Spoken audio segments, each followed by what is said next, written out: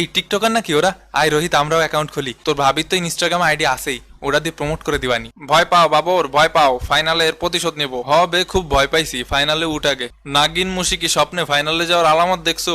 তোমাদের বাপ থাকতে তোমরা আবার এত স্বপ্ন দেখো কেন? কি ঢাকার বাপ? আমরা ইন্ডিয়ার বাপ। কোন তে আসে এগুলো বিরাট? আরে বাদ দে, শহরের চাচাতো ভাই।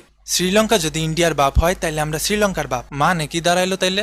মানে দাঁড়াইলো তুই ব্যবসায়ী সাকিব, আর আফগানিস্তান ইন্ডিয়া দাদা। এ শালার পুচকা পাচকারা লাফায় বেশি। ভয় পাও সানাকা, ভয় পাও, প্রতিশোধ নেওয়া বাকি আছে এখনো, একদম ভরে দেবো। শালারা কোনো মতে আঙ্গুলের ফাঁক দিয়ে বের হয়ে গেছে ভাই, একদম ভরে দেবেন, আমরা বাংলাদেশের সাথে আছি। কেন এখন কেন? সবসময় তো অহংকারের ঠেলায় বেশি কান্দে উঠায় বসে থাকো।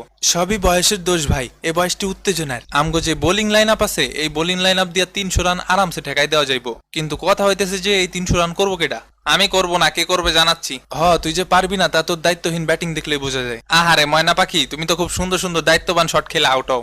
আরে এই, তোমরা নিজেদের মধ্যে ঝগড়া করো না। আয় হায়, কোন শালা এই কথা কয়? শালা মাদার অফ ঝগড়াঝাটি, গুটি বাঁধালা, দলের মধ্যে ঝামেলা লাগাই দেওয়া ঢং করো। আরে মুশফিক ভাই, আপনি শান্ত হন। সাকিব ভাই, আপনারা 300 রান করার একটা টোটকা শেখাই দেই। এইদিকে আসেন, এক ফাইলই যথেষ্ট।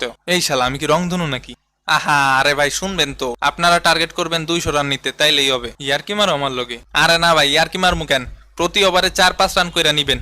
প্রথম 40 ওভারে 200 রান নিবেন। উইকেট 2-3টা পড়বে, তার বেশি পড়বে না যদি ঠান্ডা থাকেন। এর পরের 10 ওভারে সবাই মিলে T10 খেলা শুরু করবেন। ব্যাস হয়ে গেল, 200 এর পরে যা পাইবেন তাই লাভ।